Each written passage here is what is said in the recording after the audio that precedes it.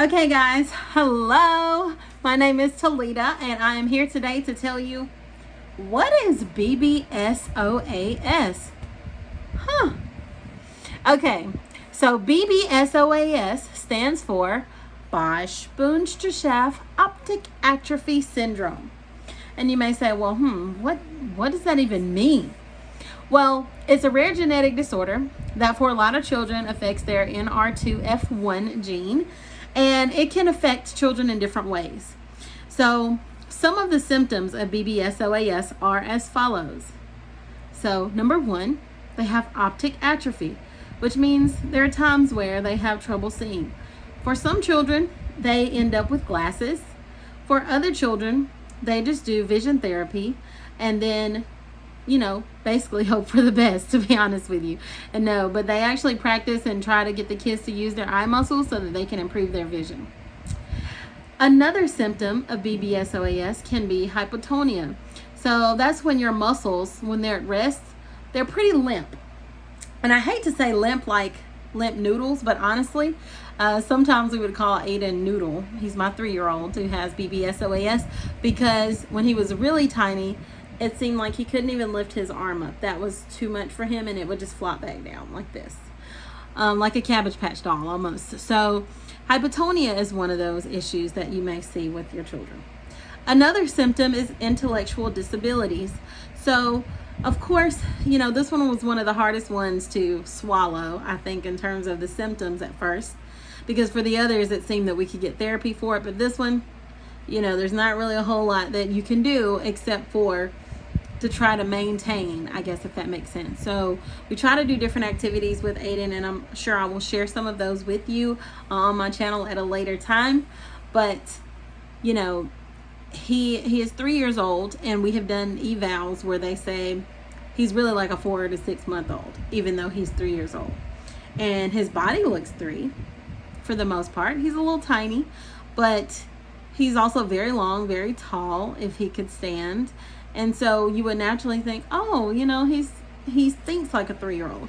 And there's some days where it does feel like that, because he will respond, like he loves to jam out to some music, etc. But then there's some days where you just know that, his mind is not necessarily a 3-year-old. Speaking of that, another symptom is developmental delays. So with Aiden, he is 3. He is not able to walk yet.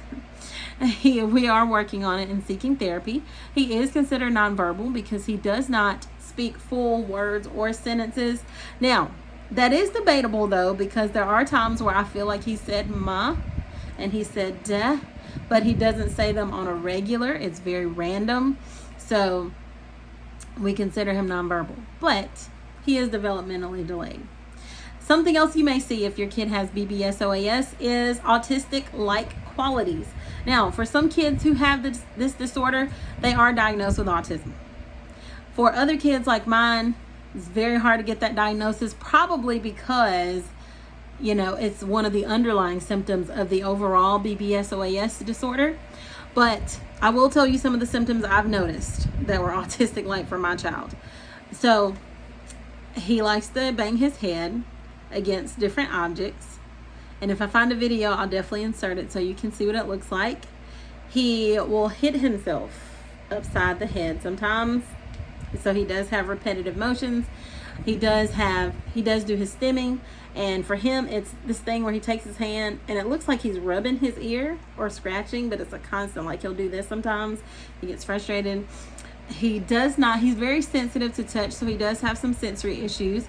So he does not like you to hold him in your lap. And since we're doing teletherapy due to COVID, etc., it can be very difficult to get through a 30-minute to an hour-long session when you are not trained on how to keep your kids seated without fighting you. He can be violent. And I know you're probably like, well, how is she smiling if he's violent?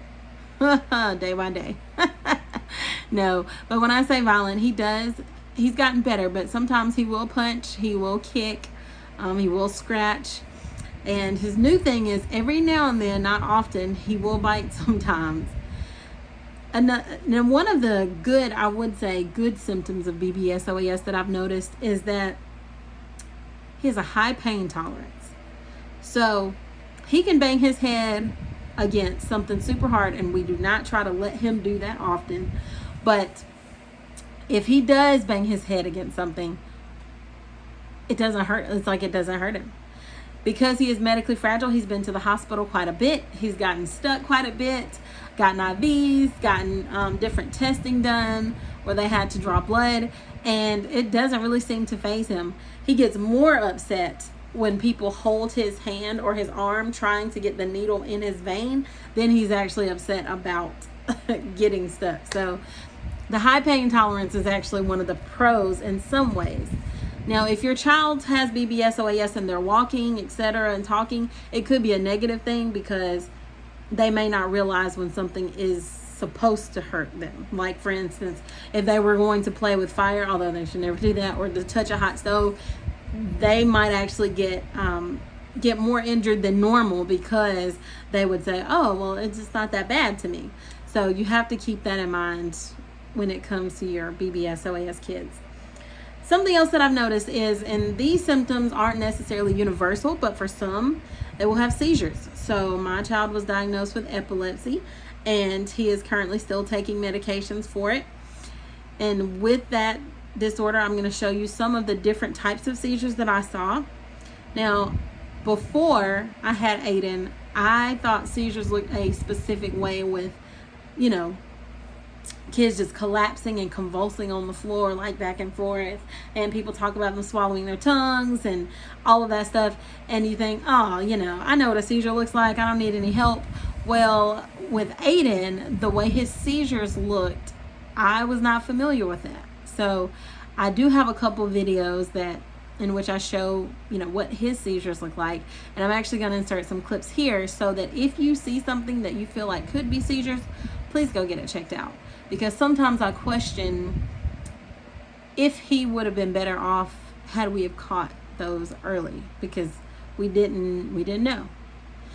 So those are some of the symptoms. They aren't all of them. Of course, you may see some other symptoms that pop up. They're really going to vary depending on the child.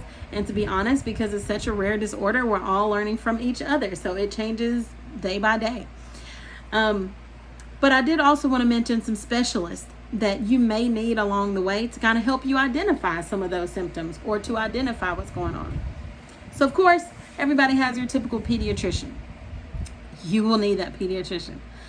Another doctor you will need is a neurologist, especially if you're dealing with epilepsy or if they're having some issues with sleeping, etc. And they can tell a little bit about the atrophy, like with Aiden.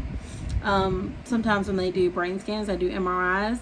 Like, they learn that his corpus callosum is the part that connects the left and right hemisphere of your brain together. Like, his was thinning, and that can also cause some intellectual issues. So, you can find that on an MRI, so you may need a neurologist. Someone else you may need is a pulmonologist. So if your child has issues like lung, chest, breathing, that kind of thing, they may need a pulmonologist. ENT, so ear, nose, and throat doctor. They kind of all go together. If your child is having issues, like with Aiden, he would have issues breathing sometimes. He would stop breathing when he was asleep, when he was really young at times. And you just need the ENT to kind of check in on them. Ear infections was something Aiden needs to get a lot, so that's a doctor, a specialist that you will greatly need. Another doctor for us is the GI. So the gastrointestinal doctor, because our son, a lot of BBSOAS kids can eat by mouth. They don't have any issues whatsoever. But for our son, he is a silent aspirator. So basically, silent aspiration just means that whenever he takes in something liquid or etc., it goes down his airway and he chokes. And it's kind of like drowning, basically. And he doesn't really always cough. Now, he's gotten better since he's gotten older, but especially when he was younger, he wouldn't cough all the time. And one time he got pneumonia because of it, and we had no clue. So that's something to look out for. But you may need a gastrointestinal doctor to keep up with, how they digest food. Also, if they have any issues with constipation, etc., that may be a doctor to also have on your repertoire. So the next question is, now that you know some of the symptoms, now that you know what kind of specialist you probably need. And by all means, you may have additional specialists, but just know those are a few.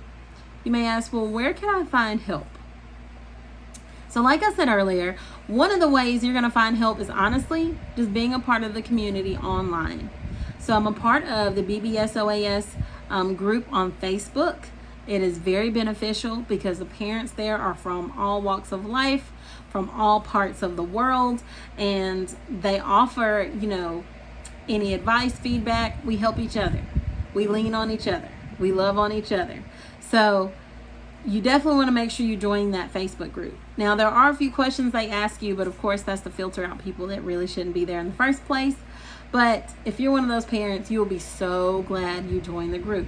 Because even if you know a lot about the logistics, you know a lot about the symptoms, what the Bbsoas group prepares you for is the emotional side of everything.